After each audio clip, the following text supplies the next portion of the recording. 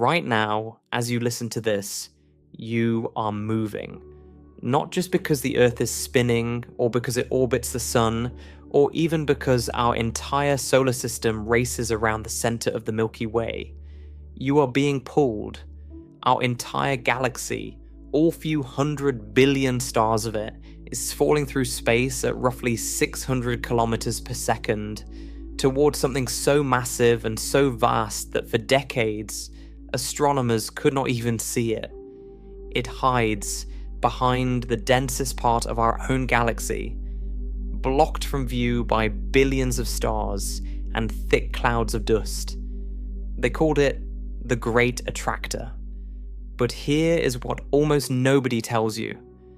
What they found when they finally looked behind that curtain was far stranger and far larger than anyone expected. Before we go any further, if you find this kind of deep exploration fascinating, a quick like or subscribe really helps the channel grow. It's a small thing for you, but it makes a huge difference for me. Also, before we begin, we're now live on Spotify. The link's in the description if you'd like to listen to us wherever you are. Now, let's begin. Let me start with something you already know, something you experience every single day without thinking about it. Motion. You are in motion right now. Even if you are sitting perfectly still in your chair, even if you have not moved a muscle in the last 10 minutes, you are not actually still. You are on a planet that rotates at about 1,670 kilometers per hour at the equator. That planet orbits the Sun at roughly 107,000 kilometers per hour. The Sun itself orbits the center of the Milky Way at about 828,000 kilometers per hour.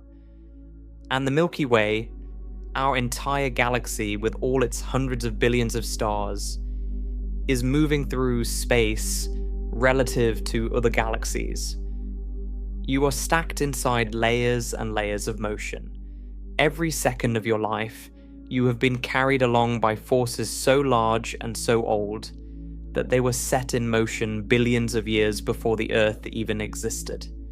Most of this motion makes intuitive sense once you learn about it. The Earth spins because it formed from a rotating cloud of gas and dust, and nothing has stopped it yet. The Earth orbits the Sun because gravity holds it in a stable path. The Sun orbits the galactic center because the combined mass of hundreds of billions of stars creates a gravitational pull toward the core. These are motions we understand. They follow from the basic physics of gravity, from forces that operate on scales we can wrap our minds around, even if the numbers are large. But there is another motion, a deeper one that does not come from the rotation of our galaxy or the orbit of our solar system. It is a motion that involves our entire galaxy and thousands of other galaxies around us, all streaming together through space toward a single region of the sky. And for decades, nobody could explain why. To understand why this motion was so shocking when it was first discovered, you need to understand what astronomers expected to see. And to understand that, we need to talk about how the universe expands. In the early 20th century, astronomers began making a discovery that would fundamentally change everything we thought we knew about the cosmos. They found that the universe is not static. It is not sitting still. The universe is expanding. Space itself is stretching, and as it stretches, it carries galaxies along with it. The farther away a galaxy is from us, the faster it appears to be moving away. This relationship between distance and recession speed is called the Hubble flow, named after Edwin Hubble, who published the key evidence in 1929. Though it should be said that the Belgian physicist Georges Lemaitre had actually reached the same conclusion 2 years earlier, in 1927, working from Einstein's equations of general relativity and early observations of galaxy redshifts. The basic idea is this: light from distant galaxies gets stretched as it travels through expanding space. When light is stretched, its wavelength increases, which shifts it toward the red end of the spectrum. Astronomers call this redshift. The more redshifted a galaxy's light is, the faster that galaxy is receding from us, and the farther away it is. This is not because the galaxies themselves are flying through space like rockets. The galaxies are mostly sitting still in their own local patches of space. It is the space between them that is growing larger. Picture dots drawn on the surface of a balloon. As you inflate the balloon, the dots move apart, not because they are sliding across the rubber, but because the rubber itself is stretching. Every dot sees every other dot receding from it, and the farther apart two dots are, the faster they separate. That is how the expansion of the universe works. Now, if the expansion of the universe were perfectly smooth and uniform, every galaxy in the sky would be moving away from us at a speed that is purely determined by its distance. You measure the distance, you multiply by a number called the Hubble constant, and you get the recession speed. Simple, clean, predictable, and for many galaxies this works beautifully. But the universe is not perfectly smooth. It never has been. Even in the very first moments after the Big Bang, there were tiny fluctuations in the density of matter.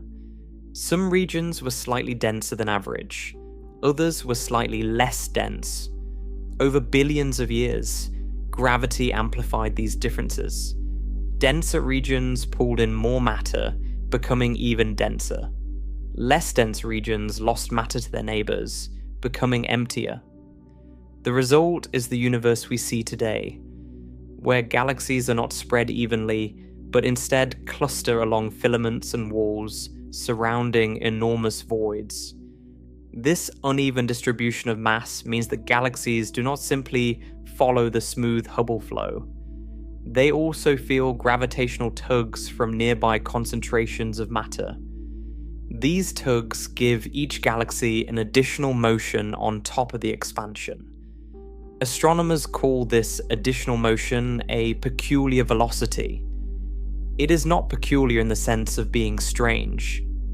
It is peculiar in the older scientific sense of being specific to that particular galaxy. An individual motion that differs from the smooth average expansion. Think of it like a river. The river itself has a current flowing steadily in one direction. That is the Hubble flow. But within the river, there are eddies and swirls caused by rocks and bends in the riverbed. A fish swimming in the river gets carried along by the main current, but it also gets pushed sideways or backward by these eddies. The eddies are the peculiar velocities. They are caused by the uneven distribution of mass in the universe, just like the eddies in a river are caused by the uneven shape of the riverbed. For most galaxies, peculiar velocities are relatively modest compared to the Hubble flow. A galaxy might be receding from us at 10,000 kilometers per second due to the expansion of space, but its peculiar velocity might be only a few hundred kilometers per second in some other direction. The peculiar velocity is there, it is measurable, but it does not dramatically change the overall picture. The expansion dominates. The peculiar velocities are secondary corrections. At least, that is what astronomers expected to find when they started measuring more carefully. In the 1970s, something unexpected started to emerge. Astronomers making more precise measurements of galaxy motions noticed that the peculiar velocities in our region of the universe were not random. They were not scattered in every direction the way you would expect if they were caused by small, unrelated clumps of matter here and there. Instead, a large number of galaxies including our own Milky Way, all seem to share an extra motion in the same general direction. They were all being pulled toward a particular region of the sky, broadly in the direction of the constellations Centaurus and Hydra. The first major clue came from observations of the cosmic microwave background. The cosmic microwave background is the faint afterglow of the Big Bang itself. It is a dim glow of microwave radiation that fills the entire sky, left over from a time when the universe was only about 380,000 years old.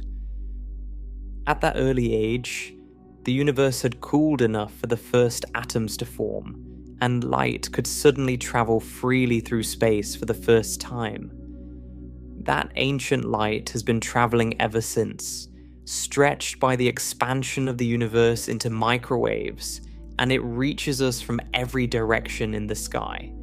The cosmic microwave background should be almost perfectly uniform, the same temperature in every direction, because the early universe was almost perfectly smooth, and it is almost. But in the 1970s, astronomers discovered a slight pattern. The cosmic microwave background is a tiny bit warmer in one direction and a tiny bit cooler in the opposite direction. This pattern is called a dipole, and it tells us something remarkable. It means that we are moving relative to the cosmic microwave background. We are not at rest with respect to the oldest light in the universe. We have a velocity, a real motion through space, that is separate from the expansion of the universe. By measuring how much warmer the cosmic microwave background is in one direction, and how much cooler it is on the opposite side, astronomers could calculate exactly how fast we are moving and in what direction. The answer was startling. The Milky Way, along with the entire local group of roughly 50 galaxies, is moving at approximately 620 kilometers per second toward a point in the sky near the constellation Centaurus. That is more than 2 million kilometers per hour. Every single hour, our galaxy moves more than 2 million kilometers closer to that region of space. 620 kilometers per second is an enormous peculiar velocity. It is far larger than what you would expect from the gravitational pull of nearby galaxy clusters alone. The Virgo cluster, the nearest large concentration of galaxies, sits about 54 million light-years away and contains about 1,000 to 2,000 galaxies. Its gravity certainly pulls on us and contributes to our motion. But Virgo alone could not explain the speed or the direction. Something much more massive had to be out there, pulling not just us but everything around us toward it. But here's where the story gets deeply frustrating. When astronomers tried to look in that direction to see what could possibly be massive enough to cause such a strong gravitational pull, they ran into a wall. Not a physical wall, but an observational one. The region of sky toward which we are being pulled lies almost directly behind the plane of the Milky Way. Our galaxy is a flat disk of stars, gas, and dust. When you look through the thickest part of that disk, toward the galactic center or along the midplane, you cannot see very far into the universe beyond. The dust absorbs and scatters visible light. Stars are packed so densely that they blend together into a bright fog. Anything behind that dense band of the Milky Way is effectively invisible when you observe in optical light. Astronomers call this region the Zone of Avoidance. It is a band stretching across the sky, roughly 10 to 20 degrees wide on either side of the galactic plane, where our view of the distant universe is severely blocked by our own galaxy. The Zone of Avoidance covers about 20% of the sky, and it just so happens that the direction of our anomalous motion falls right within it. Whatever was pulling us, it was hidden behind the thickest part of our own galactic disk. It was as if the universe had placed the most important clue in the one place where we could not look. Through the 1970s and into the 1980s, the evidence kept building. More measurements, more galaxy surveys, more precise velocity data, and all of it pointed to the same conclusion. The bulk motion was real. It was not a measurement error. It was not an artifact of bad data or flawed analysis. Galaxies across an enormous volume of space, spanning hundreds of millions of light years, were all streaming in the same general direction. And the source of the gravitational pull remained hidden from view. In 1986, a group of 7 astronomers published a landmark paper that brought this mystery to wide attention. The group included Alan Dressler, Sandra Faber, Donald Lynden Bell, David Burstein, Roger Davies, Roberto Turlevich, and Gary Wegner. They became known informally as the Seven Samurai, a nickname that stuck because of both the number of collaborators and the boldness of their claim. What the Seven Samurai did was painstaking and meticulous. They measured the distances and velocities of roughly 400 elliptical galaxies scattered across the sky. They used a technique called the Faber-Jackson relation, which connects the luminosity of an elliptical galaxy to the speeds at which stars move inside it. Faster moving stars mean a more massive and more luminous galaxy. By measuring the stellar velocities through spectroscopy, you can estimate a galaxy's intrinsic brightness. Then, by comparing that intrinsic brightness to how bright the galaxy appears in your telescope, you can calculate the distance. It is not a perfect method. It has uncertainties of about 15 to 20%. But when you apply it to hundreds of galaxies and combine the results statistically, a pattern can emerge from the noise. And the pattern that emerged was extraordinary. The peculiar velocities were not random. Across a vast region of space spanning at least 300 million light years, galaxies were flowing coherently, all moving in roughly the same direction. They were being pulled toward a region centered approximately 150 to 250 million light years away in the direction of the constellation Centaurus, deep within the Zone of Avoidance. The Seven Samurai coined the term the Great Attractor to describe whatever was causing this enormous flow. They estimated that the mass required to generate such a strong pull over such a vast volume of space was staggering, equivalent to the mass of tens of thousands of Milky Way-sized galaxies. Something with a gravitational influence on the order of 10 quadrillion solar masses had to be sitting in that hidden region, pulling everything toward it. This was a genuinely bold claim. The idea that a single region of space could exert a gravitational influence strong enough to accelerate our galaxy and thousands of others was startling to the astronomy community. And the fact that this region was conveniently hidden behind the densest part of the Milky Way made many astronomers deeply suspicious. Was this real, or was it an artifact of incomplete data? Were the distance measurements reliable enough to support such a dramatic conclusion? Were there systematic errors lurking in the analysis that might create the illusion of a coherent flow where none actually existed?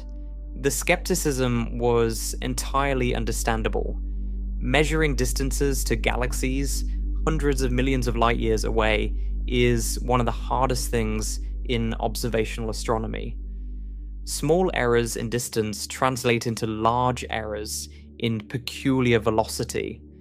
If you slightly overestimate the distance to a galaxy, the false excess recession speed will look like a peculiar velocity pointing toward the Great Attractor, even if no such motion is real. The Seven Samurai were well aware of these pitfalls, and they took extraordinary care to minimize errors. but the debate raged for years, with some astronomers convinced and others deeply skeptical.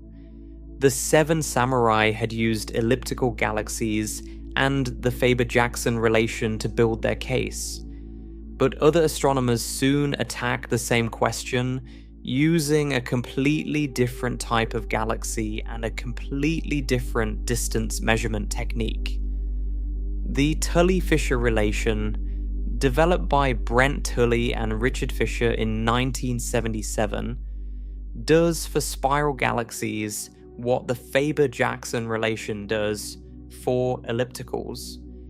It connects the intrinsic luminosity of a spiral galaxy to how fast that galaxy rotates. A spiral galaxy that rotates faster has more mass, and more mass means more stars, which means more light.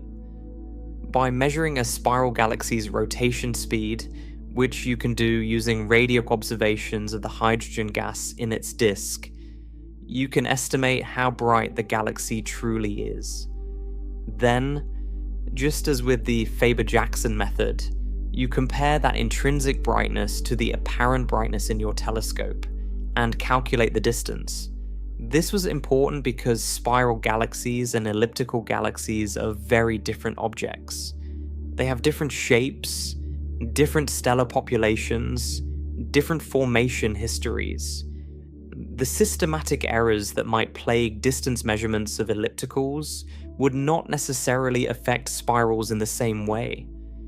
If both methods, applied to completely different types of galaxies distributed across different parts of the sky, produce the same result, the same coherent streaming motion in the same direction, it would be very difficult to dismiss the finding as an artifact of measurement errors. And that is exactly what happened. Through the late 1980s and into the 1990s, several independent groups measured peculiar velocities of spiral galaxies using the Tully-Fisher relation and found the same bulk flow the Seven Samurai had detected. The direction was consistent. The speed was consistent. The scale of the flow was consistent. Two completely independent methods, applied to completely different galaxy populations, were telling the same story. The Great Attractor flow was real. What eventually began to settle the debate was a completely independent line of evidence. If the Great Attractor is real, if there truly is a massive concentration of matter in that direction, then it should be detectable through means other than galaxy velocities. Mass concentrates matter. Where there is a lot of mass, there should be a lot of galaxies, a lot of hot gas between those galaxies, a lot of gravitational effects that leave fingerprints in the light we receive. You just have to find a way to see through the Milky Way's disk to detect those fingerprints. And this is where different wavelengths of light became crucial. Visible light, the kind our eyes detect, is easily absorbed and scattered by dust. That is why the Zone of Avoidance exists in the first place. Dust blocks visible light. But other forms of light can penetrate dust far more effectively. Infrared light, which has longer wavelengths than visible light, passes through dust clouds much more easily. Radio waves pass through dust almost without any absorption at all. And X-rays, which are emitted by extremely hot gas in the space between galaxies within massive clusters, can reveal structures that are completely invisible in optical surveys. Starting in the late 1980s and accelerating through the 1990s, astronomers began systematically surveying the Zone of Avoidance using these alternative wavelengths. Infrared surveys could detect the glow of galaxies that were completely invisible in optical light. Radio surveys at the 21 centimeter hydrogen wavelength could map the distribution of gas-rich galaxies hidden behind the disk. X-ray satellites could detect the enormous clouds of superheated gas that fill the space within massive galaxy clusters. Gas that reaches temperatures of tens of millions of degrees and radiates powerfully in X-rays. What they found confirmed the basic picture the Seven Samurai had proposed. Behind the Milky Way's obscuring plane, in the direction of the Great Attractor, there were indeed massive concentrations of galaxies. There were large galaxy clusters that had been completely hidden from view in optical surveys for decades. The region was not empty, it was packed with structure. Galaxy clusters, walls of galaxies, and dense filaments of matter were all sitting there, invisible to optical telescopes, but glowing brightly in infrared, radio, and X-ray light. But the story was also considerably more complicated than anyone had initially imagined. The Great Attractor was not a single, clean, easily defined object. It was not one giant galaxy cluster sitting at a precise point in space, pulling everything toward it like water spiraling down a drain. Instead, what astronomers found was a broad, extended, somewhat messy region of higher than average density. It contained multiple galaxy clusters, filaments and walls of galaxies connecting them, and enormous quantities of dark matter spread across a volume hundreds of millions of light years wide. The Great Attractor was not a thing in the way people had imagined. It was a region, a vast neighborhood where the density of matter was significantly higher than the cosmic average, and where the combined gravitational pull of all that matter, visible and invisible, was enough to influence the motion of galaxies across an enormous volume of space. This was the first real lesson the Great Attractor had to teach us. When the Seven Samurai coined the name, many people, scientists and the public alike, imagined something dramatic and singular. A cosmic monster hiding in the dark. Perhaps an enormous black hole of unimaginable size. Perhaps a concentration of some exotic, unknown form of matter. Something specific and identifiable that you could point to and say, that is the Great Attractor. The reality was less cinematically dramatic, but far more scientifically profound. The Great Attractor was not one object. It was the collective gravitational influence of an entire region of the universe where matter had accumulated over billions of years of cosmic evolution. It was gravity operating on a scale that is almost impossible to picture. The same force that holds you to the surface of the Earth, the same force that keeps the Earth in orbit around our star, the same force that holds the Milky Way together, all of it was operating across hundreds of millions of light years, involving the mass equivalent of tens of thousands of galaxies, pulling everything in our corner of the cosmos in a single direction. Understanding the zone of avoidance is essential to grasping why the Great Attractor remained so mysterious for so long. Our galaxy is a disk roughly 100,000 light years across. We live inside that disk, about 26,000 light years from the center. When we look perpendicular to the plane of the disk, upward or downward relative to the Milky Way's midplane, we have a relatively clear view of the universe beyond. We can see distant galaxies, galaxy clusters, and the faint glow of the cosmic microwave background with minimal obstruction. But when we look along the plane in the direction of the galactic center, or along the Milky Way's equator as it appears on the sky, our view is heavily blocked.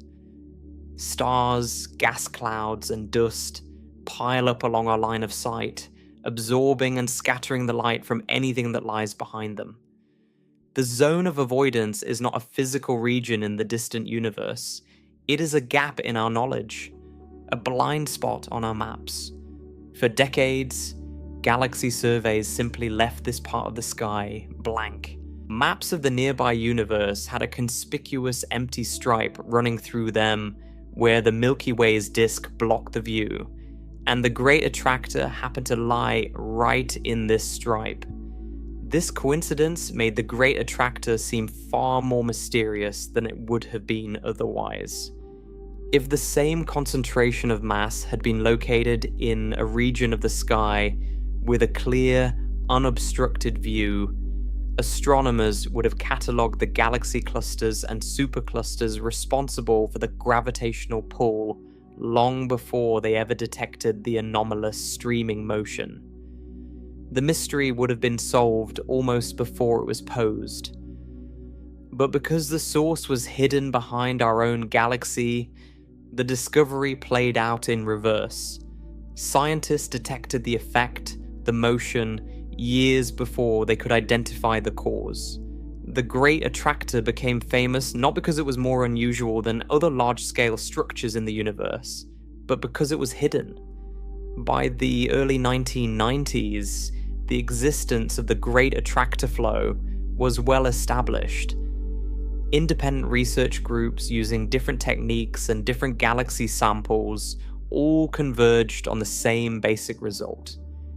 There is a large-scale streaming motion in our cosmic neighborhood. It is directed toward a region in the constellation Centaurus. It is caused by an enormous concentration of mass that is partially hidden behind the Milky Way's disk. The era of discovery had given way to the era of understanding. The question was no longer whether the Great Attractor existed. The question had become far more interesting. What exactly was the Great Attractor made of? How large was the structure responsible for all this gravitational pulling? And most importantly, was the Great Attractor the whole story? Or was it just part of something even bigger? And that question, as it turned out, would lead astronomers into territory far stranger and far more vast than anyone had anticipated. Because the Great Attractor, as enormous as it is, was about to be dwarfed by what lay beyond it. So we know that something enormous is pulling our galaxy and thousands of others in the same direction. We know the motion is real, confirmed by multiple independent observations over decades. And we know the source lies hidden behind the dense midplane of the Milky Way, buried in the Zone of Avoidance where dust and starlight block our view. The obvious next question is, what is it? What could possibly be massive enough to drag entire galaxies across hundreds of millions of light years of space? When the term Great Attractor first entered public awareness in the late 1980s, people's imaginations ran wild. The name itself is part of the problem. It sounds like something out of science fiction. It sounds singular and specific, as though there is one definable object sitting out there in the dark. Some kind of cosmic engine pulling everything toward it. Popular articles and documentaries often reinforce this impression. They describe the Great Attractor as a mysterious force, a hidden mass, something lurking behind the Milky Way, and people filled in the blanks with whatever seemed most dramatic. Maybe it was a supermassive black hole of unimaginable proportions. Maybe it was a concentration of exotic dark matter unlike anything ever observed. Maybe it was some entirely unknown phenomenon, something so strange that current physics could not explain it. None of that turned out to be true. The reality is simultaneously less dramatic and far more interesting. The Great Attractor is not a single object. It is not a monster black hole. It is not an exotic entity. It is a region of the universe where matter is denser than average. A region containing galaxy clusters, walls and filaments of galaxies, enormous quantities of dark matter, and vast clouds of hot gas, all spread across a volume of space hundreds of millions of light years wide. It is not one thing pulling everything toward it. It is many things. An entire neighborhood of the cosmos where the density of matter is higher than the surrounding areas, and where the combined gravitational influence of all the accumulated mass creates the bulk flow we observe. To understand what the Great Attractor actually looks like, you need to understand what large-scale structure in the universe looks like in general. Galaxies are not sprinkled randomly across space like salt scattered on a table. They are organized. They cluster together in groups and clusters, bound by mutual gravity. Those clusters themselves are connected by filaments of galaxies stretching across tens of millions of light years. And between these filaments are vast voids where very few galaxies exist. The whole arrangement is called the cosmic web. If you could somehow see the universe from outside, looking down at it from some impossible vantage point, you would see something resembling a sponge or a web of soap bubbles. Thin walls and filaments of galaxies surrounding enormous empty bubbles. Dense nodes where multiple filaments converge. And within those dense nodes, the most massive galaxy clusters. The Great Attractor sits in one of these dense nodes. It is a region where multiple filaments of the cosmic web converge, where matter has been accumulating under the pull of gravity for billions of years, and where the density of galaxies and dark matter is significantly above the cosmic average. The gravitational pull we feel is not coming from any one object within that region. It is the sum total of everything in that region, all the galaxy clusters, all the individual galaxies, all the dark matter halos surrounding them, all the hot gas filling the space between them. It is gravity doing what gravity does, pulling matter toward regions where matter is already concentrated. Let me walk you through the specific structures astronomers have identified in the region of the Great Attractor, because this is where the picture becomes concrete and tangible. At the core of the Great Attractor region sits the Norma Cluster, also known by its catalog designation Abell 3627. The Norma Cluster is a massive galaxy cluster located about 220 million light-years from Earth. It contains hundreds of galaxies, many of them large elliptical galaxies with trillions of stars. The total mass of the Norma Cluster, including its dark matter halo, is estimated to be on the order of 1,000 trillion solar masses. That is an almost incomprehensible number. To give you some sense of scale, the entire Milky Way, with all its hundreds of billions of stars and its vast dark matter halo, has a total mass of about 1.5 trillion solar masses. The Norma Cluster has roughly 600 to 700 times more mass than our entire galaxy.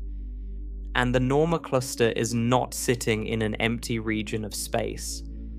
It is surrounded by other galaxy clusters and groups that together make up a broader supercluster scale structure.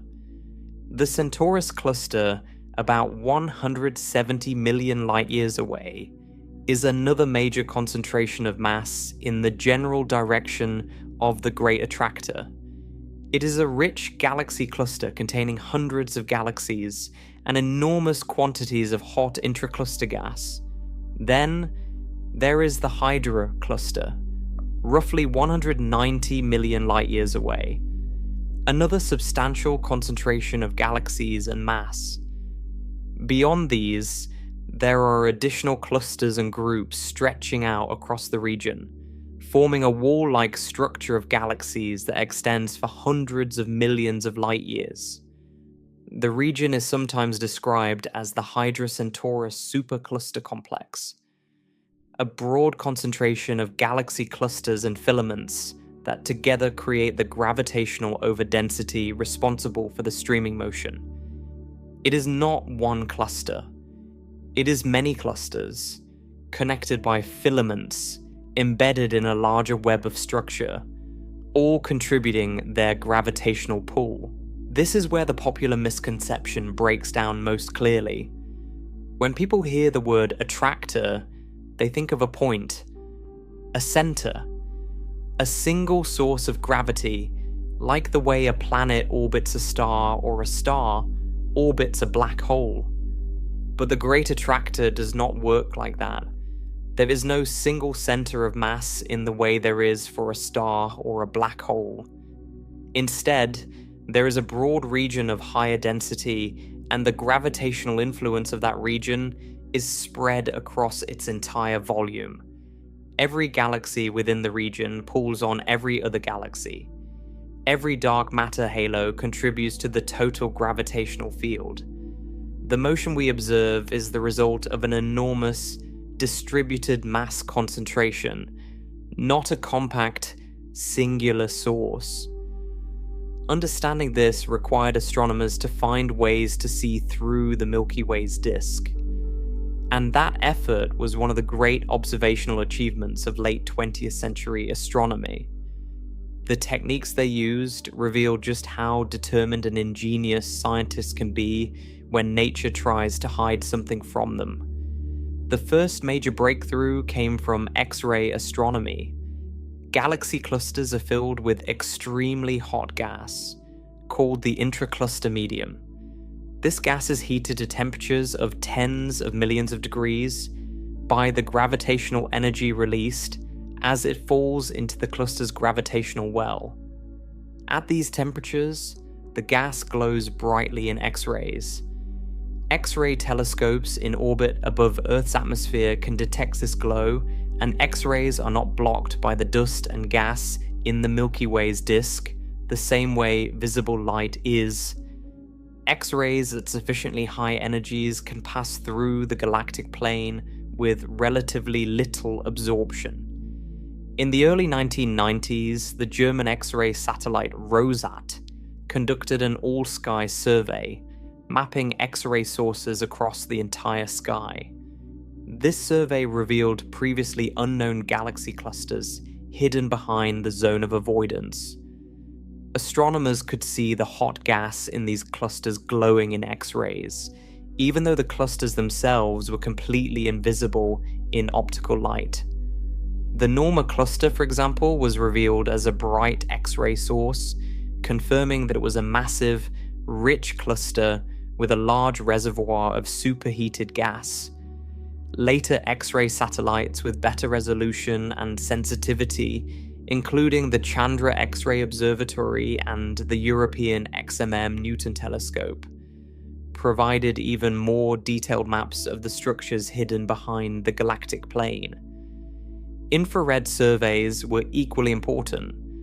Dust in the Milky Way blocks visible light very effectively, but infrared light, which has longer wavelengths, passes through dust much more easily.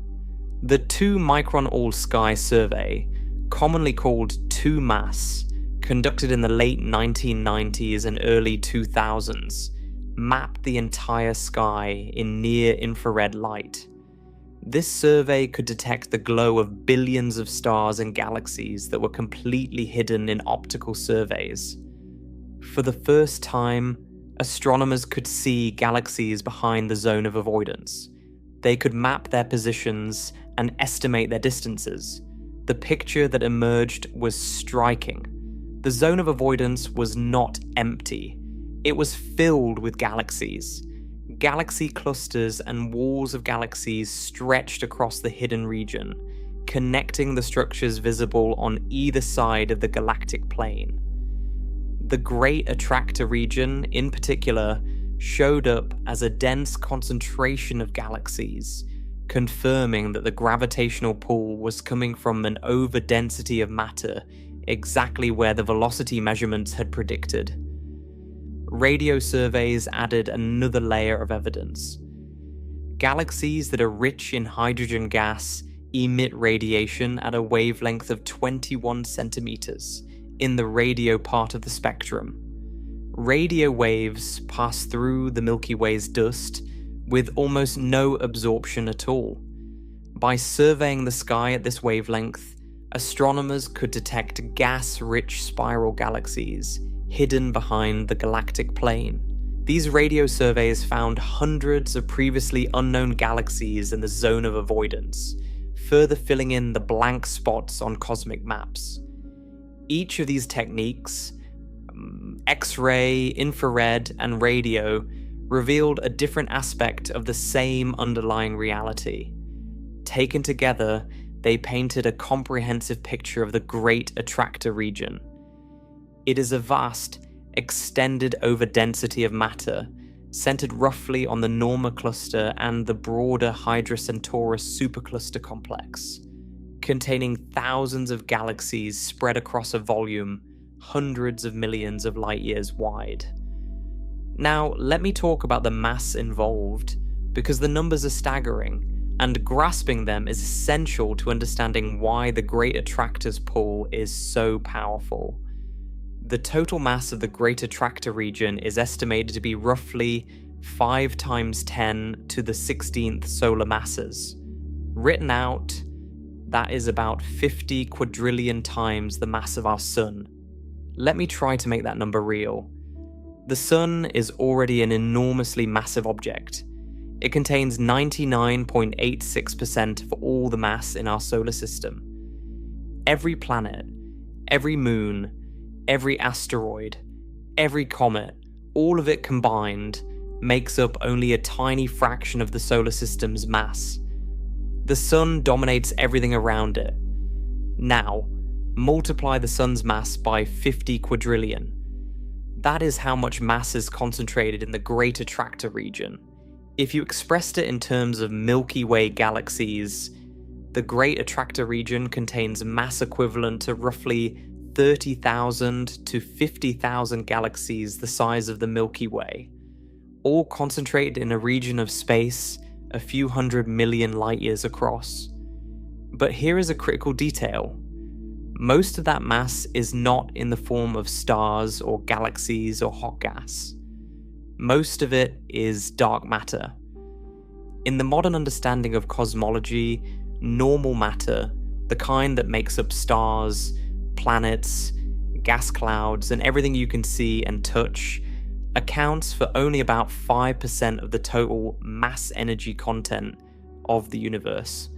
Dark matter, which interacts gravitationally but does not emit, absorb, or reflect light, makes up about 27%. The remaining 68% is dark energy, which drives the accelerating expansion of the universe. When we talk about the mass of the Great Attractor, we are mostly talking about the mass of its dark matter. The galaxies and hot gas that we can see are just the visible markers sitting on top of an enormous, invisible scaffolding of dark matter. The galaxies are like the lit windows of buildings at night. You can see the windows, and from their pattern, you can infer the shape and size of the buildings. But the buildings themselves, the massive structures that hold everything up, are the dark matter halos. This means that the gravitational pull of the Great Attractor comes primarily from dark matter. The galaxy clusters we observe, the Norma cluster, the Centaurus cluster, the Hydra cluster, are all sitting in massive dark matter halos. These halos extend far beyond the visible boundaries of the clusters. They overlap and merge with one another, forming a continuous landscape of gravitational potential. The pull we feel is not just from the visible galaxies. It is from the entire dark matter structure underlying and surrounding them. This structure is far larger and more diffuse than the galaxy clusters themselves, which is why the Great Attractor is best understood as a region rather than an object. Its influence is not concentrated at a single point.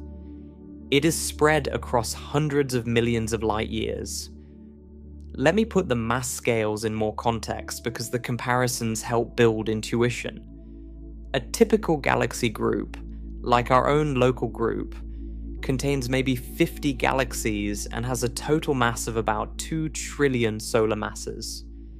The Great Attractor has the mass equivalent of roughly 25,000 local groups. A large galaxy cluster like the Virgo cluster has a total mass of about 1,200 trillion solar masses. The Great Attractor has the mass equivalent of roughly 40 Virgo clusters. When you think of it in those terms, the scale starts to become clear. This is not just one cluster or one supercluster.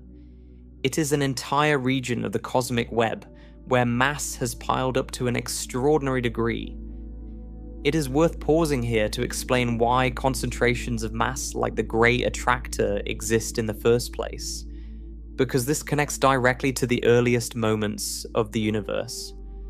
In the first fraction of a second after the Big Bang, the universe underwent a period of extraordinarily rapid expansion called inflation. During inflation, tiny quantum fluctuations in the density of matter were stretched to cosmic scales. These fluctuations were incredibly small, differences in density of only about 1 part in 100,000, but they were the seeds of everything. Over the next 13.8 billion years, gravity slowly amplified these tiny differences. Regions that were slightly denser than average pulled in more matter from their surroundings, becoming progressively denser. Regions that were slightly less dense lost matter, becoming emptier. This is the origin of the cosmic web. The filaments, walls, clusters, and voids that make up the large-scale structure of the universe all trace back to those primordial quantum fluctuations. The Great Attractor is a region where the initial density happened to be slightly above average. Over billions of years, that slight excess attracted more and more matter, growing into the enormous concentration we observe today. It is not a freak occurrence or an anomaly. It is a natural consequence of how gravity shapes the universe over cosmic time. There are similar overdense regions scattered throughout the observable universe, wherever the initial conditions of the Big Bang happen to seed a slightly higher concentration of matter. This also means that the Great Attractor did not suddenly appear. It has been growing for billions of years. The galaxy clusters within it have been assembling through mergers of smaller groups over cosmic time. Galaxies have been falling into these clusters, their orbits gradually bringing them closer to the densest regions. Dark matter halos have been growing by accreting more dark matter from surrounding filaments. The Great Attractor is not a static structure. It is a dynamic, evolving region that is still growing today, still pulling in matter from its surroundings, still increasing in mass and gravitational influence. Another important point is that the Great Attractor is not perfectly centered on any one cluster. The Norma cluster sits near the core of the overdensity, but it is not the sole source of the gravitational pull. The Centaurus wall, a wall-like distribution of galaxies stretching through the region, contributes substantially. The Parvo-Indus Telescopium Supercluster, a nearby collection of galaxy groups and clusters, also adds to the total mass. Numerous smaller galaxy groups and filaments scattered throughout the region each contribute their share. The gravitational center of the Great Attractor, to the extent that such a thing can be defined for such an extended structure, is somewhere in the general vicinity of the Norma cluster. But it is more accurate to think of it as a broad gravitational basin rather than a sharp peak. Matter flows toward this basin from all directions, accelerated by the combined pull of everything within it. Let me illustrate the scale of this region in a way that might help you visualize it. The Great Attractor region spans roughly 300 to 400 million light years. Our own galaxy, the Milky Way, is about 100,000 light years across, so the Great Attractor region is roughly 3,000 to 4,000 times wider than our entire galaxy. If the Milky Way were the size of a dinner plate, the Great Attractor region would stretch across a large city. You could place thousands of Milky Way-sized galaxies end to end, and still not span the full extent of the Great Attractor's gravitational influence. The number of individual galaxies within the Great Attractor region is enormous. The Norma cluster alone contains hundreds. The Centaurus cluster contains hundreds more. The Hydra cluster adds further hundreds. And between these major clusters, there are thousands of smaller galaxy groups and isolated galaxies filling the filaments and walls. In total, the Great Attractor region likely contains tens of thousands of galaxies, each one a vast system of stars, gas, dust, and dark matter in its own right. Each of these galaxies is itself an extraordinary structure. The Milky Way, which we think of as enormous from our perspective, standing on one tiny planet in one corner of it, is just one among these tens of thousands. And within the Great Attractor region, there are galaxies far larger than the Milky Way. Some of the giant elliptical galaxies near the centers of the major clusters contain trillions of stars and are surrounded by dark matter halos with masses in the hundreds of trillions of solar masses. These individual galaxies are monsters by galactic standards, and the Great Attractor region contains many of them. When you combine all of this, the galaxy clusters, the thousands of galaxies, the filaments of dark matter, the vast clouds of hot intracluster gas, you begin to understand why the Great Attractor exerts such a powerful gravitational pull. It is not one thing, it is everything. It is the accumulated mass of an entire region of the cosmic web. A region that happens to be denser than its surroundings because of the way quantum fluctuations in the very early universe seeded the initial distribution of matter. And here is perhaps the most important thing to understand about the Great Attractor.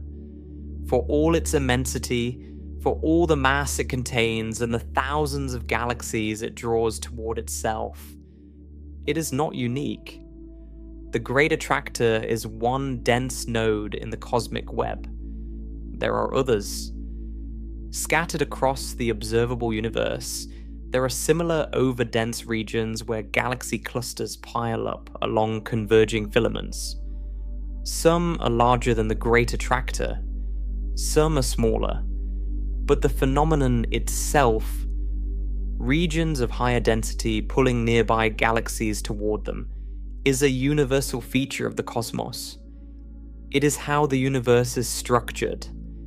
The Great Attractor is remarkable not because it is fundamentally different from other large-scale structures, but because it happens to be the nearest such structure to us.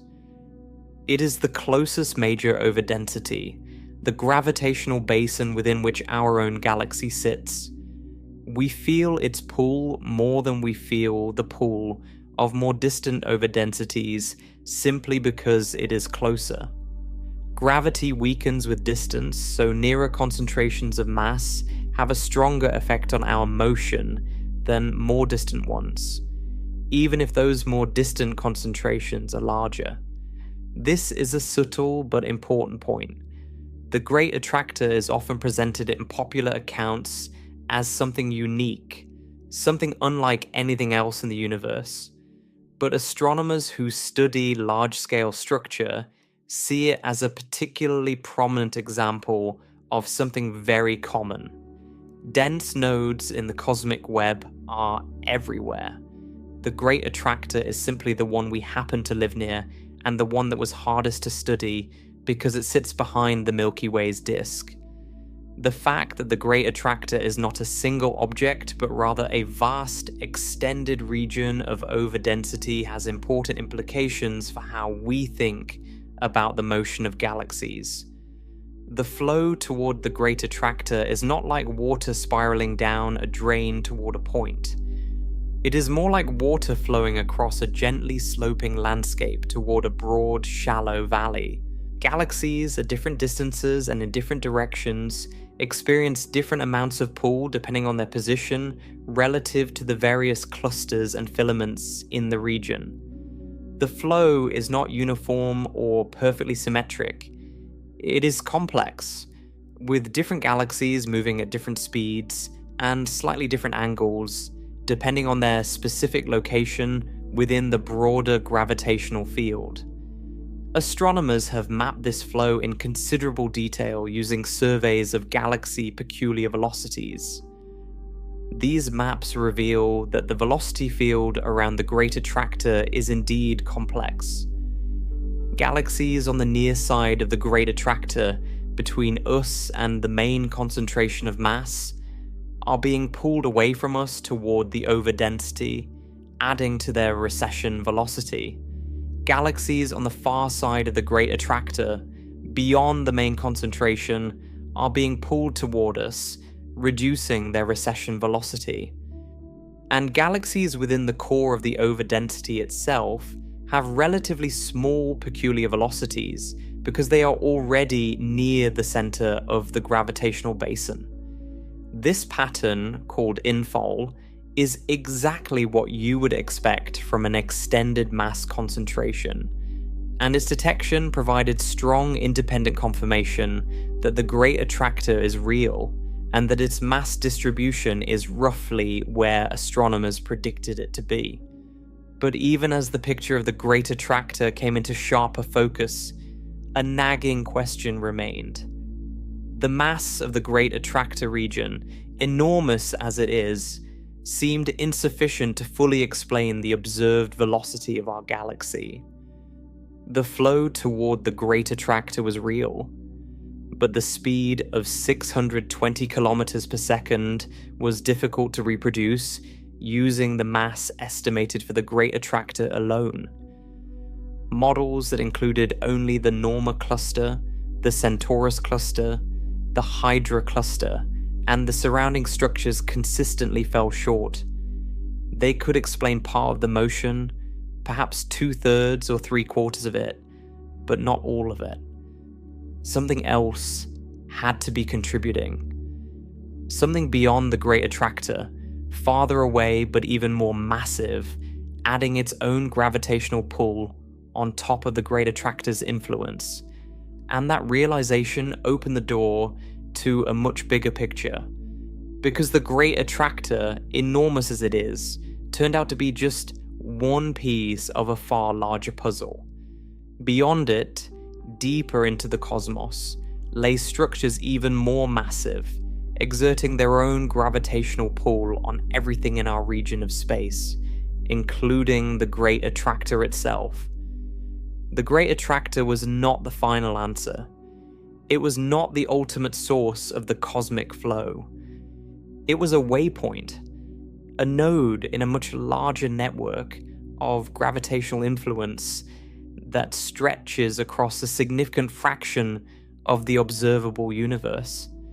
An understanding that larger picture would require astronomers to map the motions of galaxies across an even vaster volume of space, and to rethink the very concept of what it means for a region of the universe to attract. So we were left with a puzzle. The Great Attractor is real. It is an enormous concentration of mass containing tens of thousands of galaxies and vast quantities of dark matter spread across hundreds of millions of light years. Its gravitational pull is undeniable, confirmed by decades of independent measurements. But when astronomers added up all the mass they could account for in the Great Attractor region, it was not enough. The numbers did not quite work. The observed streaming velocity of our galaxy, roughly 620 kilometers per second toward the constellation Centaurus, was too large to be explained by the Great Attractor alone. The mass was there, certainly, but not enough of it. Something else had to be contributing, something farther away but even more massive, adding its own gravitational tug on top of everything the Great Attractor was already doing. This was not a minor discrepancy. The models could account for perhaps 60 to 75% of the observed motion using only the mass in the Great Attractor region. The remaining quarter to 40% had to come from somewhere else, and the direction of that extra pull pointed deeper into space, beyond the Great Attractor, farther along the same general line of sight. Whatever was providing the additional gravitational influence was behind the Great Attractor from our perspective, more distant and potentially far more massive. Through the 1990s and into the 2000s, several groups of astronomers began pushing their galaxy surveys to greater distances, measuring peculiar velocities for galaxies farther and farther away. As they did so, a remarkable picture began to emerge. The streaming motion we observe is not confined to our immediate cosmic neighborhood. It extends across an enormous volume of space. Galaxies hundreds of millions of light years from us, far beyond the Great Attractor itself, also show coherent bulk flows. They are also being pulled in a broadly similar direction. The flow is not just a local phenomenon affecting a few thousand galaxies near the Great Attractor.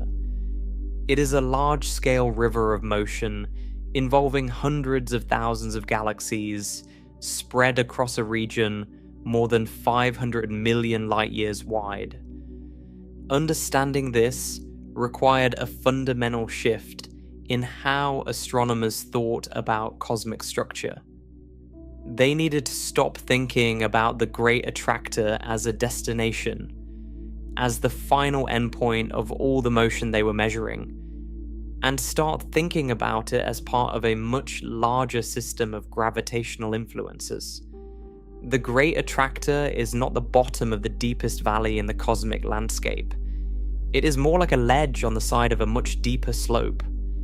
Galaxies fall toward the Great Attractor, yes, but the Great Attractor itself, along with everything falling into it, is also falling towards something even more massive. The breakthrough that reshaped our understanding of all of this came in 2014, when a team of astronomers led by Brent Tully, Helen Courtois, Yehuda Hoffman, and Daniel Pomeridi published a landmark paper that redefined our cosmic address. These researchers used a dataset called Cosmic Flows 2, which contained distance and velocity measurements for more than 8,000 galaxies spread across the nearby universe. With this data, they could map the three-dimensional velocity field of galaxies across a vast volume of space, showing not just how fast each galaxy was moving, but in what direction. What they did with this data was genuinely brilliant. Instead of simply plotting where galaxies are in space, they traced the flow lines. They mapped the direction that each galaxy was being pulled by gravity, creating a kind of gravitational topography of the nearby universe. Think of it like a weather map that shows wind patterns. Instead of showing where clouds are, the map shows how the air flows, revealing the positions of high-pressure zones and low-pressure zones that drive the wind. In the same way, the Cosmic Flows 2 velocity map revealed the positions of gravitational basins, regions where mass is concentrated, and gravitational ridgelines, boundaries where the flow diverges, with matter falling one way on one side and the other way on the opposite side.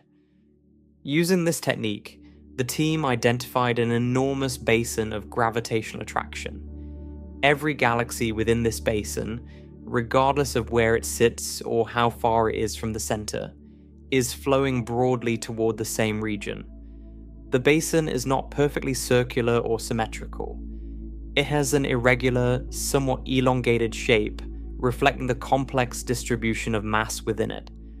But it is a coherent structure, a single connected region where all the gravitational flow lines converge. When the team first assembled the full three-dimensional velocity map, the result was visually striking in a way that galaxy maps had never been before. Older maps of the universe showed where galaxies are. They plotted positions, counted densities, and drew contours around regions where galaxies clustered together. These older maps were essentially snapshots, still photographs of how matter is distributed at one moment in time. The velocity flow map was fundamentally different. It showed motion. It showed where galaxies are going, not just where they are. The flow lines curved and converged like rivers draining into a common basin, and the shape of that basin became visible not as a cluster of dots on a chart, but as a pattern of movement spanning hundreds of millions of light years. This distinction matters because earlier attempts to define superclusters had relied purely on galaxy density. Astronomers would look at the distribution of galaxies, identify regions where galaxies were packed more closely together than average, and call those regions superclusters. The problem with this approach is that it is somewhat arbitrary. How dense does a region need to be before you call it a supercluster? Where exactly do you draw the boundary between one supercluster and the next? Different astronomers using different density thresholds would draw different boundaries and get different answers. The old Virgo supercluster, first proposed by Gerard de Vaucouleurs in the 1950s and refined over the following decades, was a region centered on the Virgo cluster where galaxies were somewhat more concentrated than the surrounding volume. But its edges were fuzzy and debatable. It was not clear whether certain galaxy groups near the boundary belonged to the Virgo supercluster or to something else entirely. There was no physically motivated reason to draw the line in one place rather than another. The flow-based definition solved this problem elegantly. Instead of asking where galaxies are concentrated, you ask where galaxies are flowing. A supercluster is defined as the volume of space within which all galaxy flow lines converge toward a single gravitational center. The boundaries are not arbitrary. They are physically real. They are the ridgelines in the gravitational landscape, the places where the flow diverges, with galaxies on one side falling toward one center and galaxies on the other side falling toward a different center. These ridgelines correspond to the edges of gravitational basins, and they can be measured directly from the velocity data. You do not have to choose a density threshold. The physics chooses the boundary for you. When Tully and his team applied this definition, the old Virgo supercluster essentially dissolved.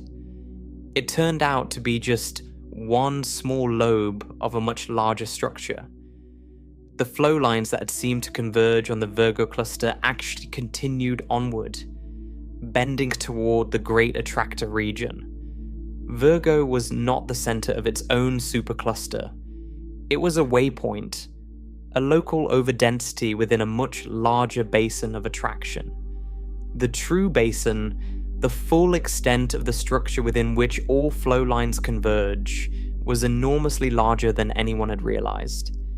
It encompassed not just the Virgo cluster and the local group, but the entire Hydra Centaurus supercluster complex, the Great Attractor, and tens of thousands of galaxies stretching across more than 500 million light-years.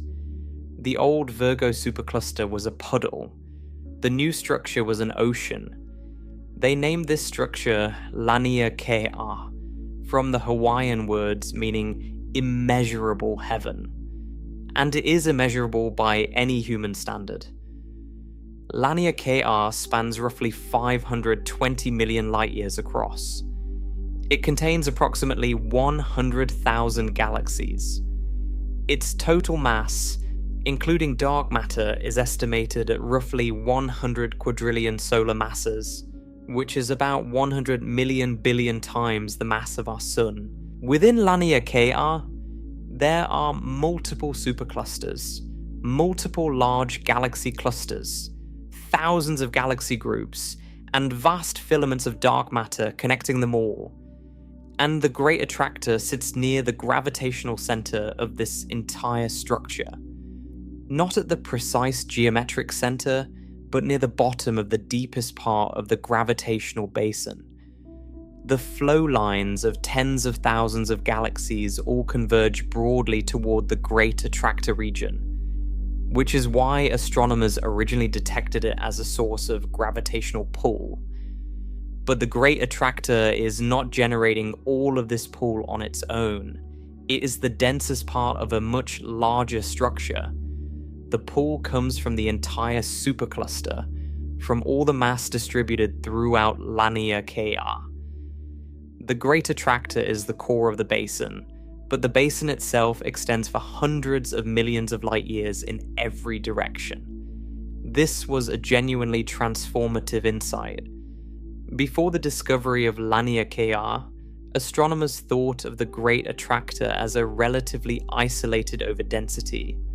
They imagined it as a large, dense region that was pulling in nearby galaxies, but they did not appreciate the full extent of the flow or the full size of the structure involved. The cosmic flows. Two analyses showed that the Great Attractor is not isolated at all. It is the gravitational heart of a supercluster scale structure that extends far beyond the Great Attractor region itself. Galaxies at the edges of Laniakea, hundreds of millions of light years from the Great Attractor, are still flowing toward it. The gravitational influence extends across the entire supercluster. The Milky Way sits within Laniakea, about 250 million light years from the center of the basin. We are embedded in this flow. We are falling, along with everything around us, toward the Great Attractor region and the gravitational center of Laniakea.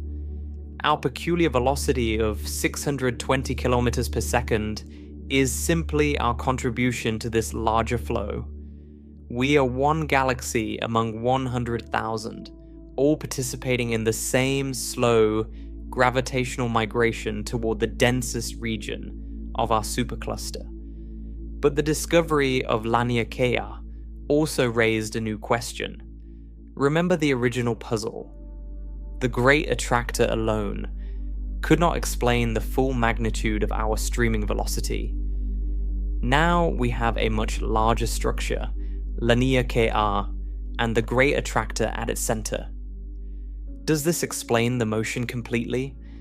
And the answer, remarkably, is still not entirely. Because there is something else out there, beyond Laniakea, that adds an additional pull. That something is the Shapley Supercluster.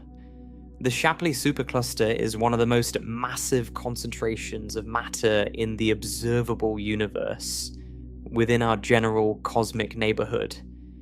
It sits roughly 650 million light years from Earth, beyond the Great Attractor, deeper into the constellation Centaurus. It was named after the American astronomer Harlow Shapley, who first noted an unusual concentration of galaxies in that region in the 1930s, long before anyone understood its true scale. The Shapley Supercluster is enormous. It contains more than 24 massive galaxy clusters, the most prominent of which is Abell 3558, a dense, rich cluster of galaxies surrounded by hot intracluster gas and an immense halo of dark matter. The total mass of the Shapley Supercluster is estimated to be about 10 quadrillion solar masses, roughly 10,000 trillion times the mass of the Sun. That is comparable to the mass of the Great Attractor region itself, possibly even larger. And all of it is concentrated in a region about 400 million light years across.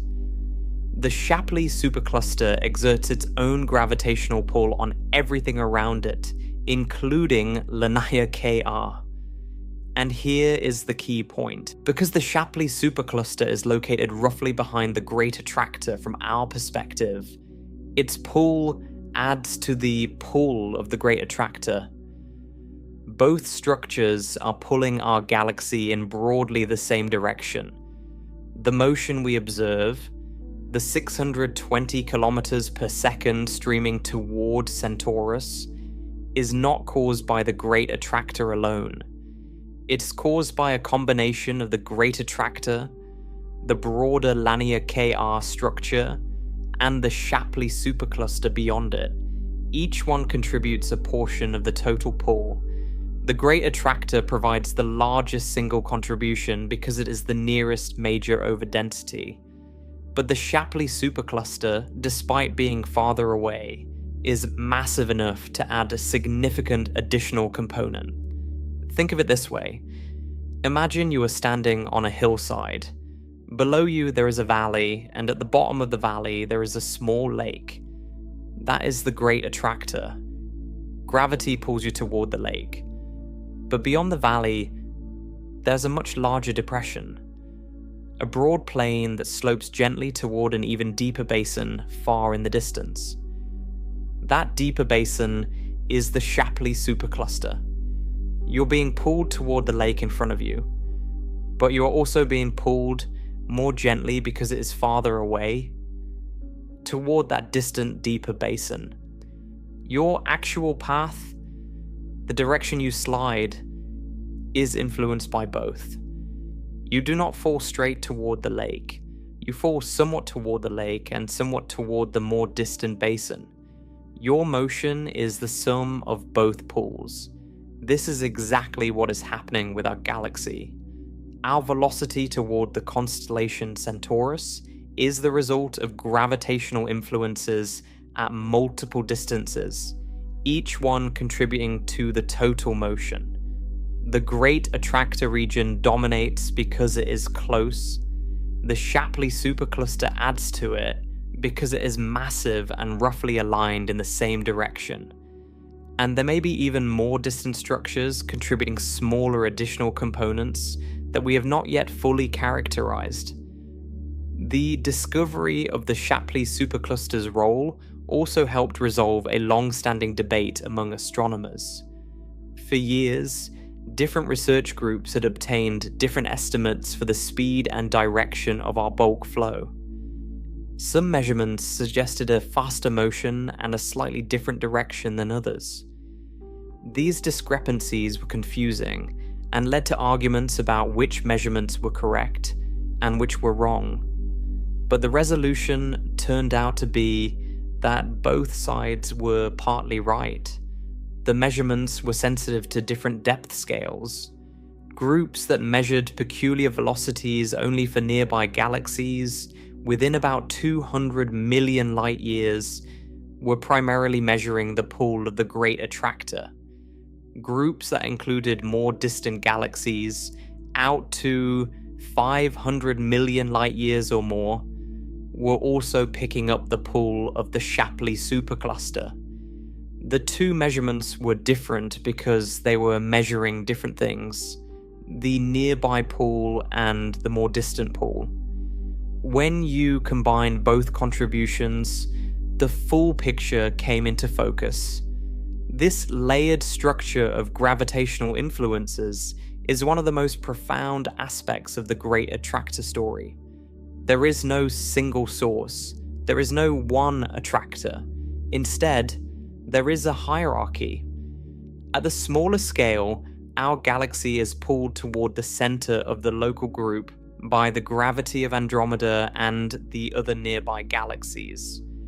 At a larger scale, the local group is falling toward the Virgo cluster, the nearest large concentration of galaxies about 54 million light years away.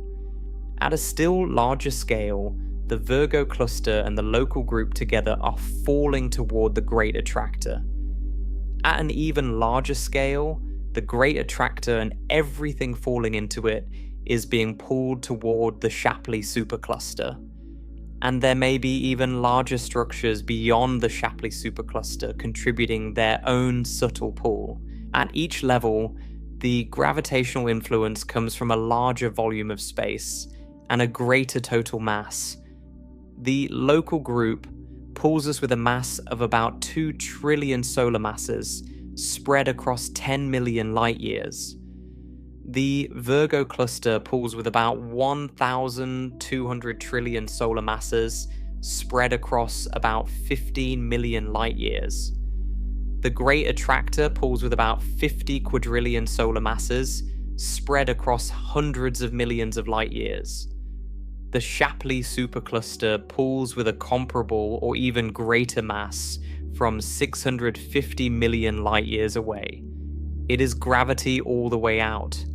Layers upon layers of gravitational influence, each one larger and more distant than the last, each one contributing its share to the total motion of our galaxy through space. Now, to truly appreciate what all of this means, you need to understand how Laniakea and the Shapley Supercluster fit into the broader cosmic web, because they are not the only structures out there. The universe at its largest scales is filled with superclusters, filaments, walls, and voids, all organized into an interconnected network that stretches across the entire observable universe. The cosmic web is the largest pattern in nature. It was predicted by computer simulations of cosmic structure formation in the 1980s and confirmed by large galaxy surveys in the 1990s and 2000s. The basic structure is this. Galaxies are concentrated along thin filaments and flat walls of matter. Where multiple filaments converge, you find galaxy clusters, the dense nodes of the web. Between the filaments are enormous voids, regions of space where very few galaxies exist. These voids can be hundreds of millions of light years across, and the whole web is held together by dark matter, which provides the gravitational scaffolding on which visible matter collects. Laniakea is one region of this web. It is one basin of attraction, one connected volume where the gravitational flow lines all converge toward a common center. But there are other basins adjacent to it. On one side of Laniakea lies the Perseus-Pisces Supercluster, another large concentration of galaxy clusters stretching across hundreds of millions of light years.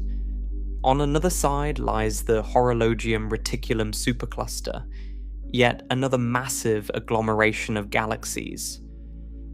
Each of these structures is a separate basin of attraction, a region where galaxies flow toward their own gravitational centers.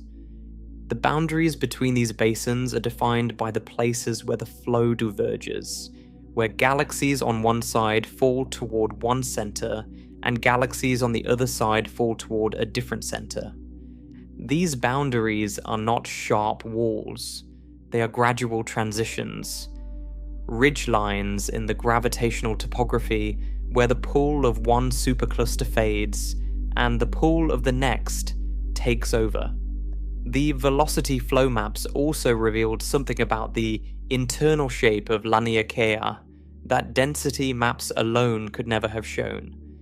The basin is not a neat sphere, it is elongated and irregular, stretching farther in some directions than others, reflecting the uneven way mass accumulated over billions of years.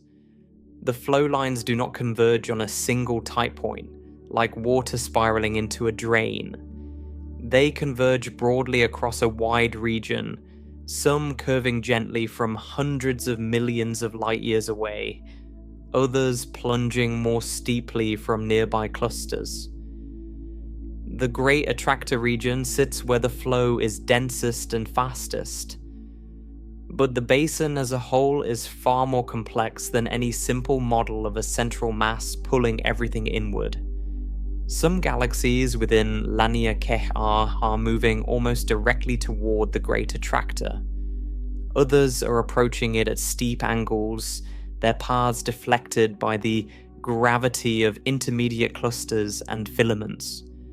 The whole structure is a tangle of converging trajectories, each one shaped by the specific arrangement of mass along its path. This complexity is actually what makes the velocity flow technique so powerful. A density map shows you a flat snapshot of where mass is concentrated right now. But the velocity map shows you the gravitational consequences of that distribution. It reveals which concentrations of mass are dynamically important, and which ones are too small or too isolated to matter. Some galaxy groups that look prominent in density maps turn out to have very little effect on the surrounding flow. Others that appear modest are sitting along major flow channels, funneling galaxies towards the Great Attractor from great distances. In 2014, when Laniakea was first defined, it was one of the first superclusters to be mapped using this velocity flow technique. Since then, the same approach has been extended to other regions. Astronomers have begun mapping adjacent superclusters, identifying their boundaries and building a larger picture of how these structures fit together. The universe is a mosaic of superclusters, each one a basin of attraction with its own gravitational center, separated by ridgelines and voids. Let me also mention a more recent discovery that adds to this picture. In 2017, astronomers announced the detection of the Vela Supercluster, a previously unknown massive concentration of galaxies hidden behind the Milky Way's disk in the direction of the constellation Vela. The Vela Supercluster lies roughly 800 million light-years from Earth, even more distant than the Shapley Supercluster. It was hidden in the Zone of Avoidance, just like the Great Attractor, and was discovered using multi-wavelength surveys that could peer through the galactic dust. The Vela Supercluster is enormous. Its full extent is still being mapped, but early estimates suggest it may rival the Shapley Supercluster in mass. If confirmed, it would be another major contributor to the bulk flows in our region of the universe, adding yet another layer to the hierarchy of gravitational influences that shape the motion of our galaxy. The point of all this is that the Great Attractor does not exist in isolation. It is embedded in a vast, interconnected network of cosmic structure. It sits near the center of Laniakea, which is one supercluster among many in the cosmic web. Beyond Laniakea lies the Shapley Supercluster, exerting its own powerful pull. Beyond Shapley, there may be even more distant structures like the Vela Supercluster adding further contributions.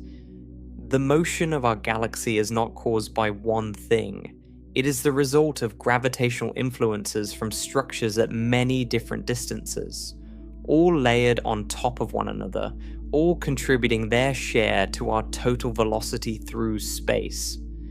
This layered, hierarchical picture is fundamentally different from the original conception of the Great Attractor as a single hidden mass pulling everything toward it.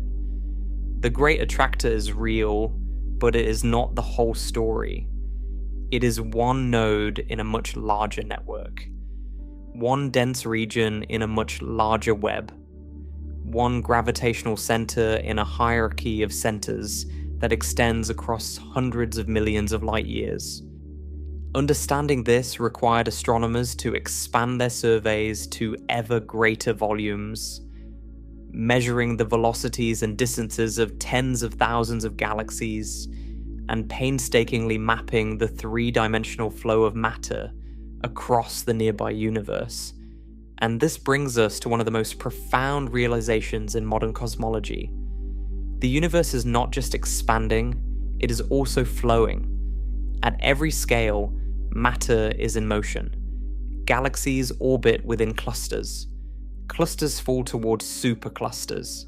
Superclusters flow along filaments of the cosmic web. These motions are subtle compared to the overall expansion of space, but they are real, measurable, and they tell us something fundamental about how mass is distributed in the universe. The peculiar velocities of galaxies are like fingerprints. They reveal the presence of mass concentrations that might be invisible to direct observation. They told us the Great Attractor existed before we could see it. They told us the Shapley Supercluster was contributing to our motion before we fully appreciated its size. And they continue to reveal new structures like the Vela Supercluster that challenge and refine our understanding of the cosmic web. One way to think about this is to consider an analogy with ocean currents on Earth. If you drop a rubber duck into the Pacific Ocean, it will drift. Not randomly, but in a pattern dictated by the ocean currents. The currents are caused by the rotation of the Earth, the shape of the continents, the temperature differences between the tropics and the poles, and many other factors. By tracking the rubber duck's path, you can learn about the currents, and by tracking the currents, you can learn about the forces that drive them.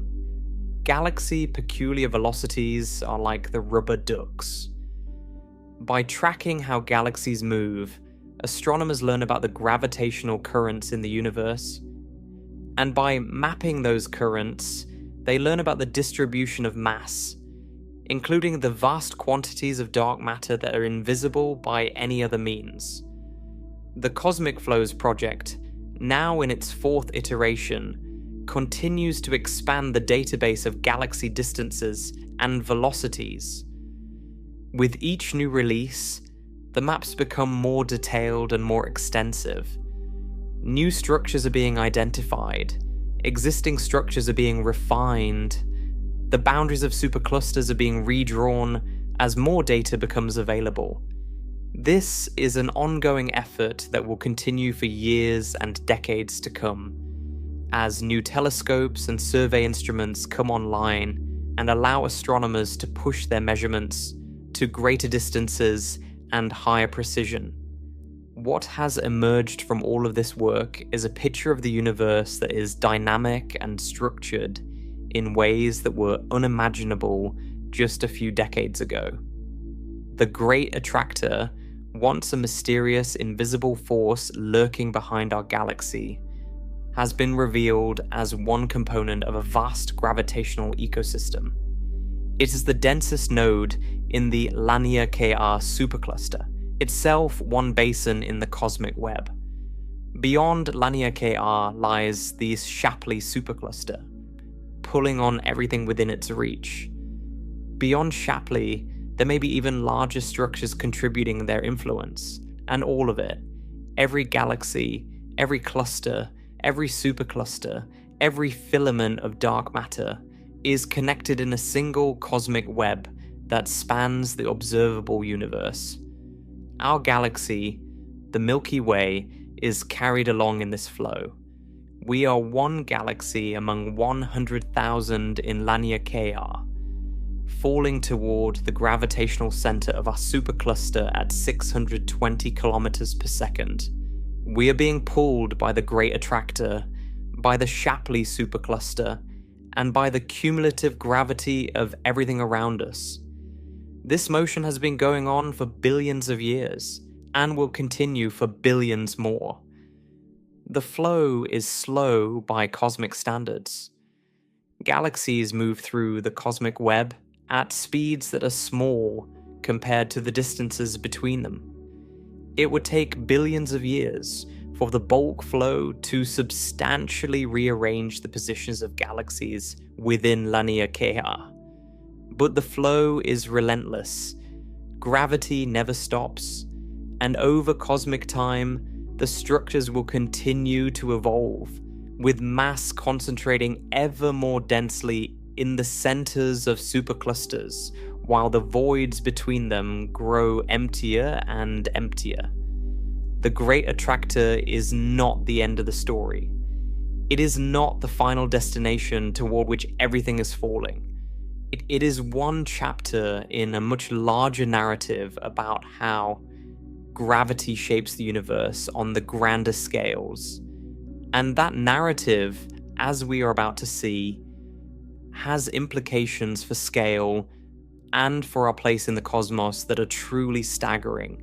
We have now traced the story from the first puzzling measurements of galaxy motions in the 1970s, through the discovery of the Great Attractor hiding behind the Zone of Avoidance, through the mapping of the Norma cluster and the Hydra Centaurus supercluster complex, through the definition of Laniakea, and the recognition that the Shapley Supercluster adds its own gravitational pull from 650 million light-years away.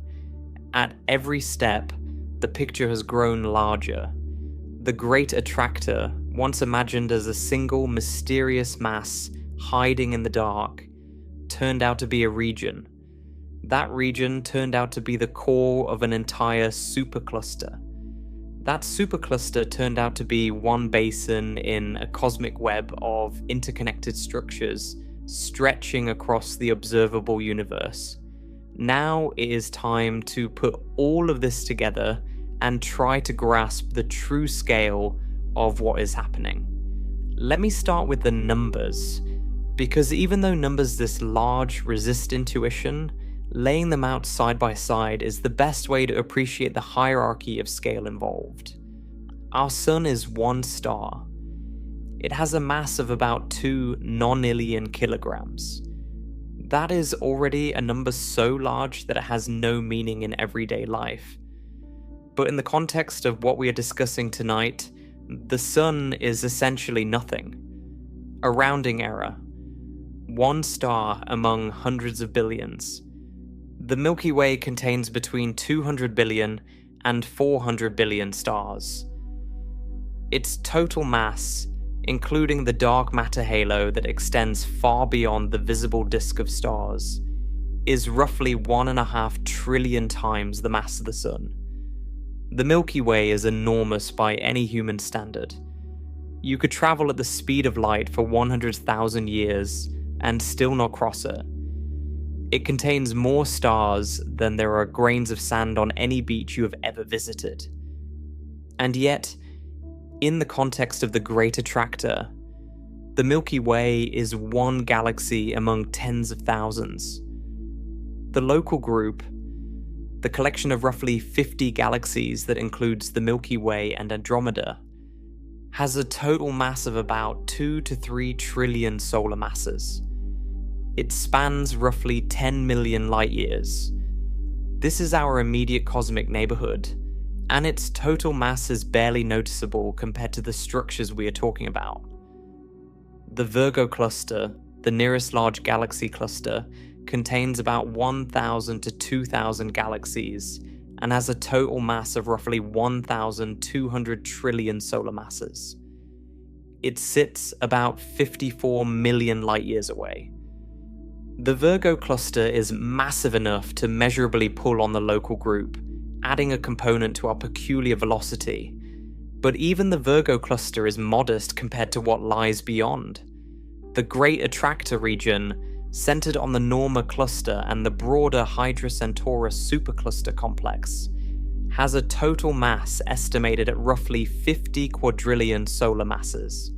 That is about 30,000 to 50,000 times the mass of the Milky Way. It is spread across a region roughly 300 to 400 million light-years wide and contains tens of thousands of galaxies. It is the densest region in our general neighborhood and the primary source of the gravitational pull that drives the streaming motion of galaxies in our part of the universe. Laniakea, the supercluster within which the Great Attractor sits, spans roughly 520 million light-years and contains approximately 100,000 galaxies. Its total mass is estimated at about 100 quadrillion solar masses.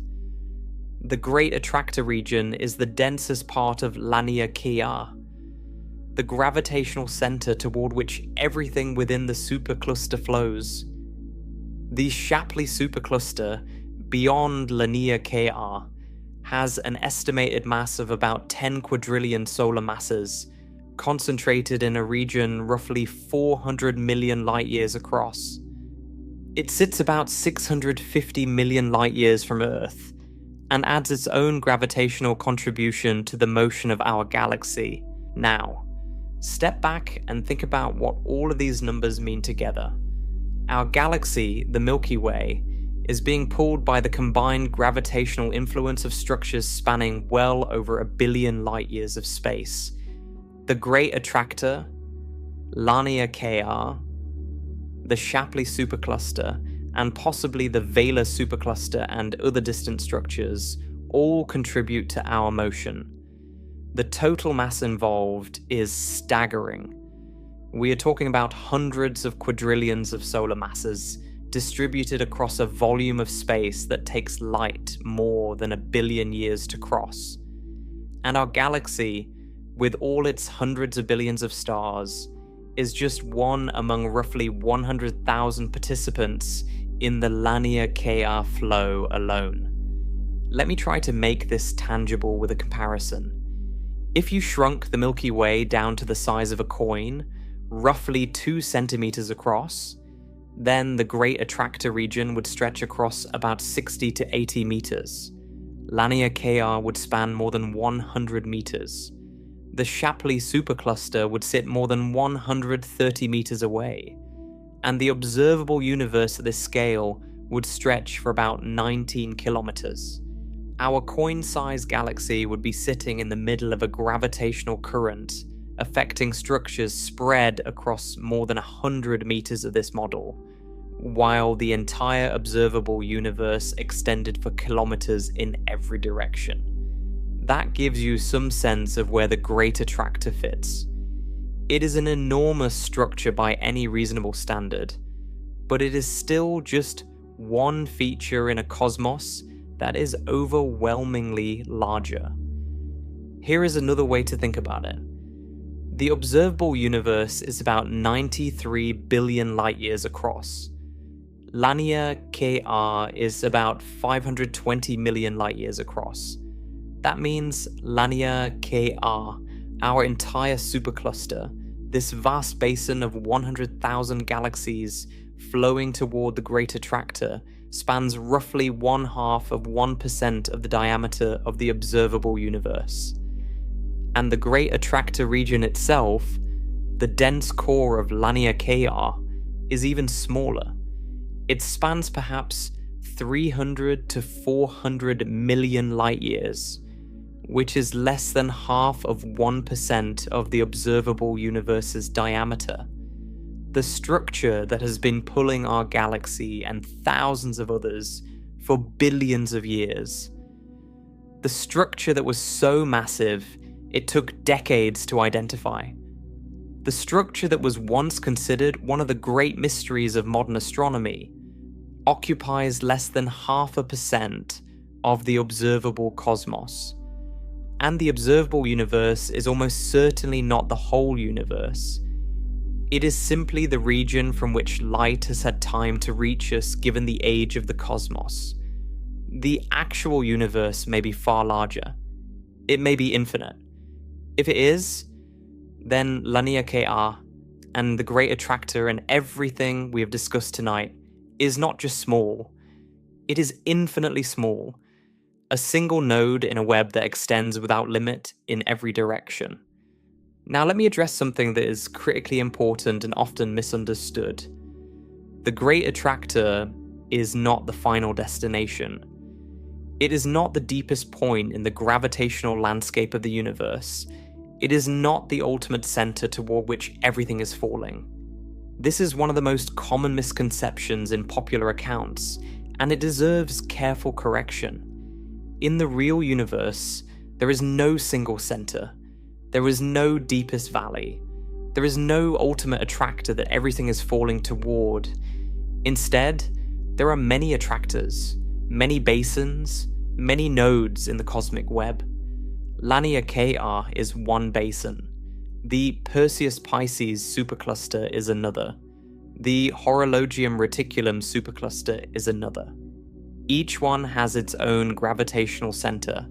Each one pulls on the galaxies within it, and the boundaries between them are defined by the places where the gravitational pull shifts from one center to another. Moreover, the expansion of the universe complicates the picture in a fundamental way. The bulk flows we have been discussing, the streaming motions of galaxies toward the Great Attractor and the Shapley Supercluster, are real physical motions, superimposed on the overall expansion of space. But the expansion is relentless.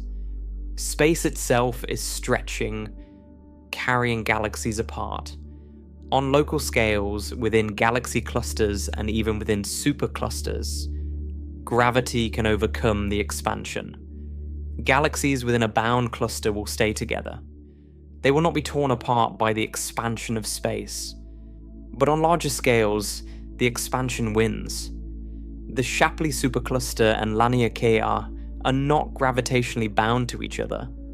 Over time, the expansion of space will carry them farther apart, not closer together. The bulk flow toward the Shapley Supercluster is a real motion, but it may never result in Laniakea actually reaching the Shapley Supercluster.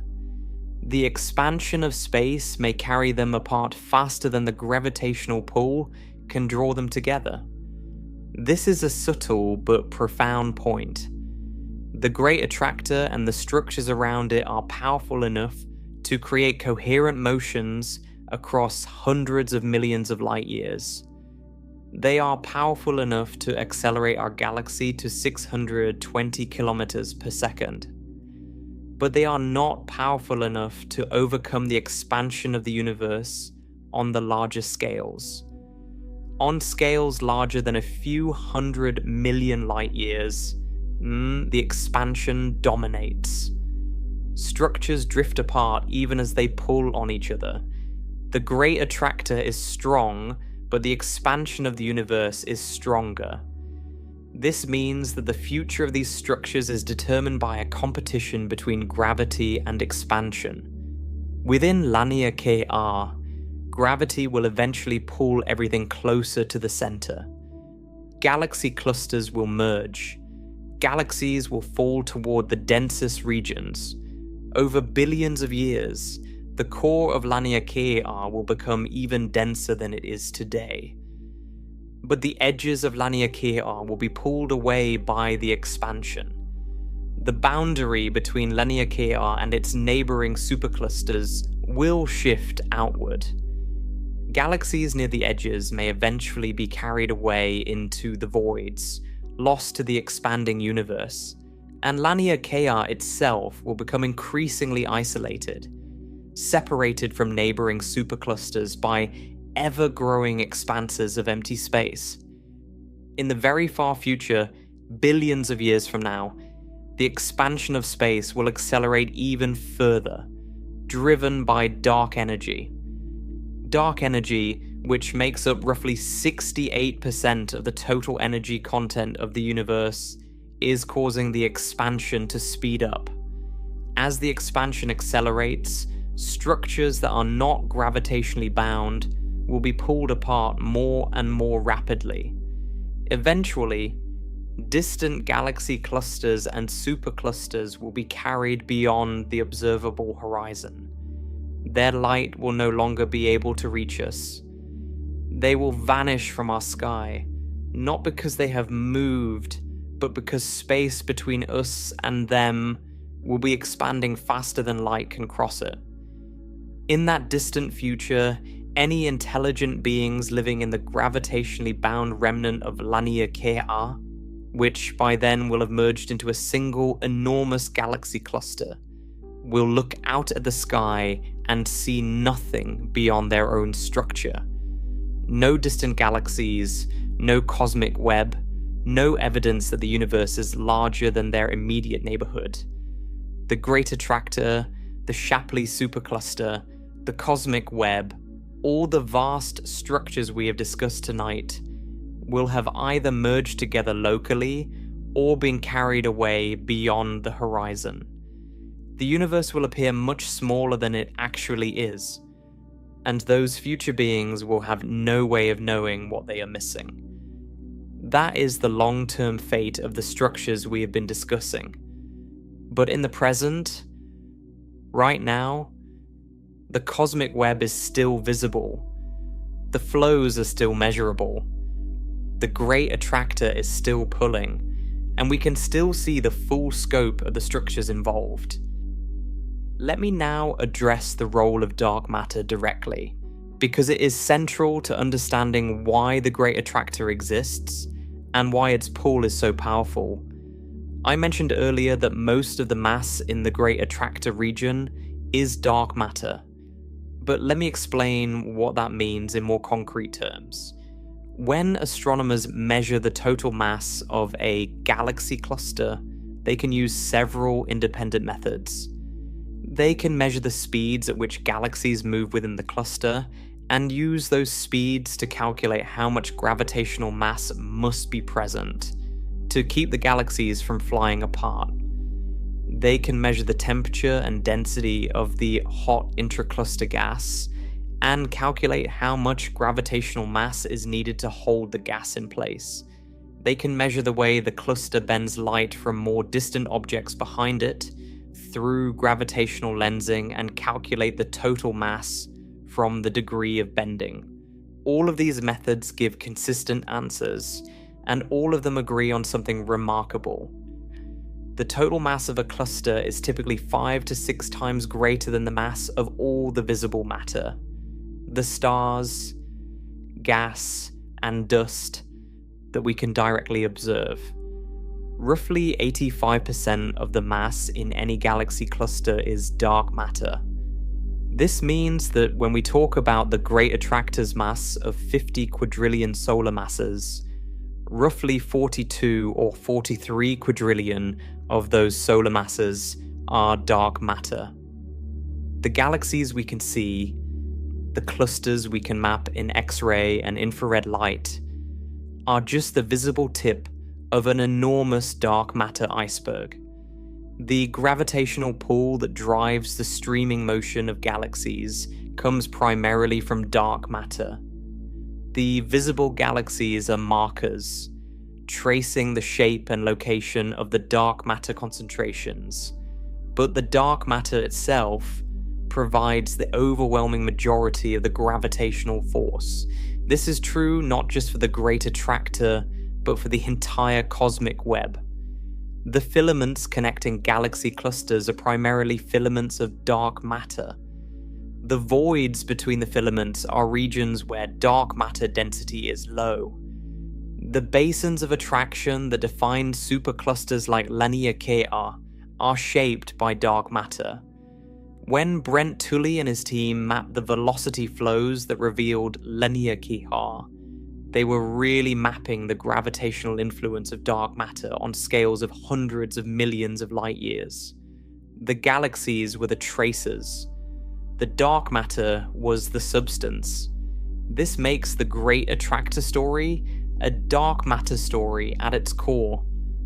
We discovered the Great Attractor because of its gravitational effect on visible galaxies. We mapped it using X-rays, infrared, and radio waves, all of which detect visible matter.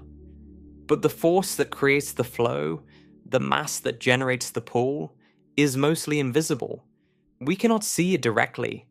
We infer it from its effects, and those effects are enormous. The dark matter in the Great Attractor region and throughout Laniakea is shaping the motion of 100,000 galaxies across 520 million light-years of space. Understanding this helps answer a question people sometimes ask. If the Great Attractor is just a concentration of galaxy clusters, why was it ever considered mysterious? The answer is partly the Zone of Avoidance, which hid the visible structures from view, but it is also partly dark matter. Even with a perfectly clear view of the Great Attractor region, we would still only be seeing a fraction of the mass responsible for the flow. The galaxy clusters are visible, but the dark matter halos surrounding and connecting them are not. The total mass needed to explain the observed velocities significantly exceeds what you can see at every wavelength. The mystery was not just about what was hidden behind the Milky Way, it was about the dark matter that provides most of the gravitational pull driving the flow. This connects to one of the deepest open questions in modern physics. We know dark matter exists. The evidence is overwhelming and comes from dozens of independent lines of observation. Galaxy rotation curves, cluster dynamics, gravitational lensing, the cosmic microwave background, the large-scale structure of the universe, all of it points to the same conclusion. About 27% of the universe's total energy content is dark matter, and it interacts with normal matter only through gravity. But we do not know what dark matter is made of. We don't know what particles compose it. We have built detectors deep underground and searched for dark matter particles for decades without confirmed detection. We have searched for dark matter annihilation signals from the centers of galaxies. We have looked for dark matter production in particle accelerators. So far, nothing definitive. The Great Attractor region, with its enormous concentration of dark matter, is in principle a laboratory for studying dark matter on cosmic scales. The way galaxies move within and around the Great Attractor, the detailed velocity field measured by projects like cosmic flows, the precise mass estimates from X-ray observations, and gravitational lensing, all of this data constrains the properties of dark matter. It tells us how dark matter clumps, how it distributes itself in halos and filaments, how it responds to the pull of other dark matter concentrations. These observations are consistent with the standard model of cosmology, called lambda CDM, which describes dark matter as cold, meaning it moves slowly compared to light, and collisionless, meaning dark matter particles pass through each other and through normal matter without interacting except through gravity. But there are tensions and open questions. Some observations suggest that dark matter halos have slightly different shapes or concentrations than lambda CDM predicts. The detailed structure of cosmic flows may eventually help resolve these questions, providing new clues about the fundamental nature of dark matter. Now, let me step back from the science for a moment and think about what all of this means for us as human beings trying to make sense of our place in the universe. We started tonight with a simple fact. Our galaxy is moving. It is falling through space at 620 kilometers per second, pulled by the gravity of structures so large that they dwarf anything in our immediate experience. The Great Attractor, the structure responsible for the largest share of this pull, contains tens of thousands of galaxies and spans hundreds of millions of light years. It sits at the center of Laniakea, a supercluster of 100,000 galaxies that itself is just one basin in the cosmic web. And beyond Laniakea, even larger structures like the Shapley Supercluster add their own pull, creating a layered hierarchy of gravitational influences that extends across a significant fraction of the observable universe.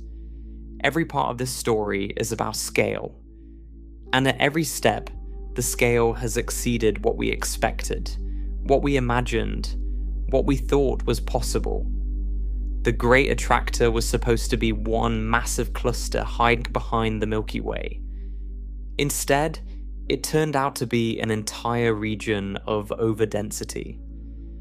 That region turned out to be the core of a supercluster. That supercluster turned out to be one among many, all connected in a web that stretches across billions of light years. Each revelation pushed the boundaries outward, making the picture larger and our place within it smaller. And yet, here we are, on one planet orbiting one star in one galaxy among 100,000 in Laniakea, falling toward a gravitational center we cannot even see without specialized instruments, carried along by currents of dark matter we cannot detect directly, embedded in a cosmic web whose full extent we may never map. We are unimaginably small. Our entire galaxy, enormous as it seems from the inside, is one participant in a flow so vast that it encompasses a volume of space hundreds of millions of light years across. The Great Attractor does not know we exist. The Shapley Supercluster does not care. The cosmic web flows on whether anyone observes it or not. But consider this. That same unimaginably small species on that one planet figured all of this out. We measured the velocities of galaxies. We detected the dipole in the cosmic microwave background. We peered through the Zone of Avoidance using X-rays and infrared light and radio waves.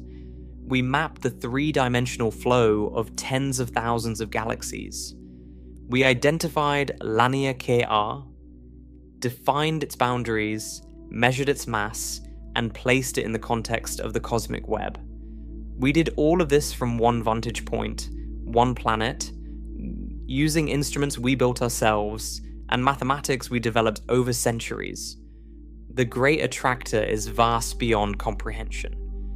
But we comprehended it. We are tiny, but we are also capable of understanding structures that are billions of times larger than ourselves. That is not nothing. That is extraordinary. Every time you look up at the night sky, you are looking out from inside this flow. The stars you see are all part of the Milky Way, and the Milky Way is falling toward the Great Attractor at 620 kilometers per second. You do not feel it. There is no sensation of motion, no wind, no vibration. The flow is perfectly smooth because everything around you, every star, every planet, every atom in your body is falling together at the same rate. It is like being in a plane on a calm flight. You know you are moving, but you cannot feel it because everything inside the plane is moving with you. You are riding a galaxy that is riding a cosmic current, and you will never feel the motion. But it is there. It has always been there. And now you know about it. The Great Attractor is not a monster. It is not a mystery waiting to devour galaxies. It is not an exotic force or an unknown phenomenon. It is gravity. The same force that holds you to the ground, that keeps the moon in orbit, that holds the sun together, is operating across hundreds of millions of light years, pulling 100,000 galaxies toward a region where matter accumulated over billions of years of cosmic evolution. It is the same physics at every scale. The same equations that describe an apple falling from a tree describe the Milky Way of falling toward the Norma cluster.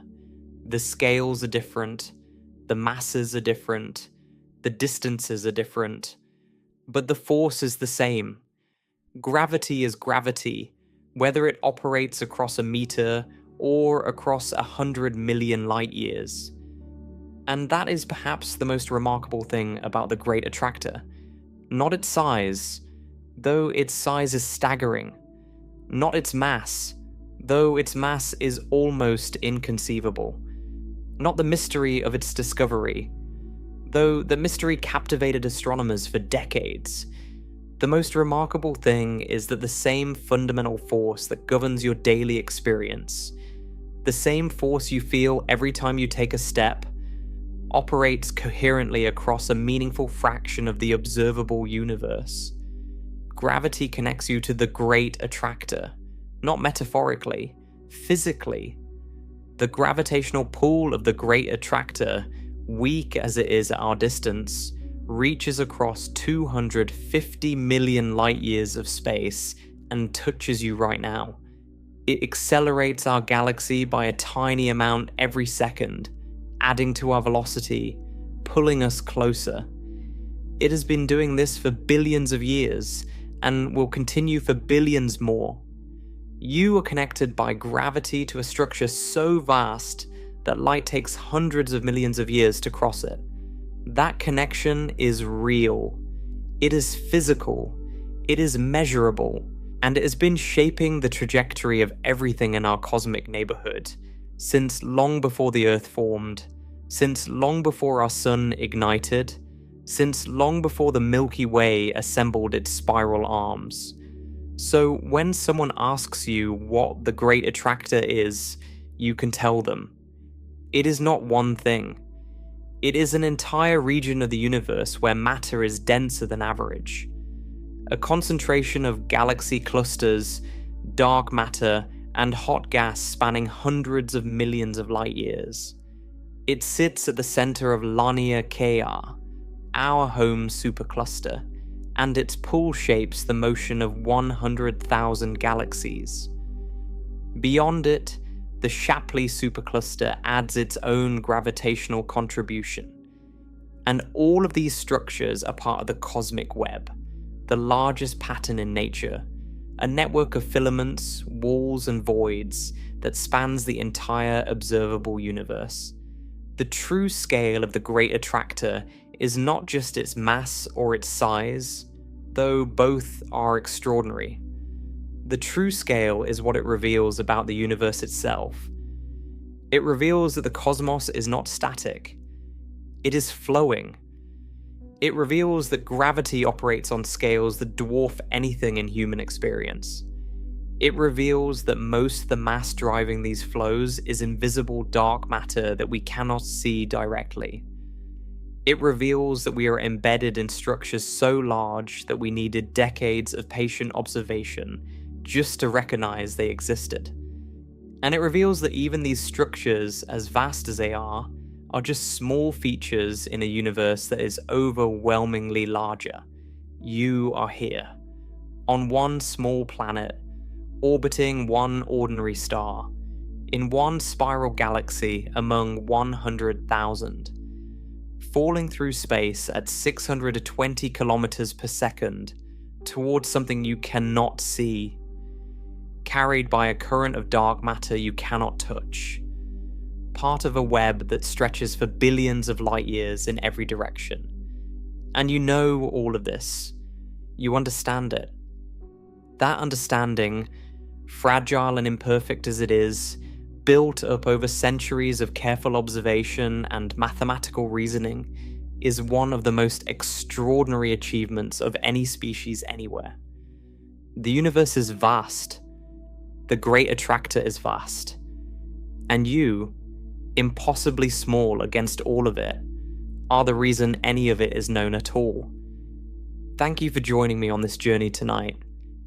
If you found it valuable, a like or subscribe would mean a great deal. It helps this channel keep exploring the deepest questions about our universe.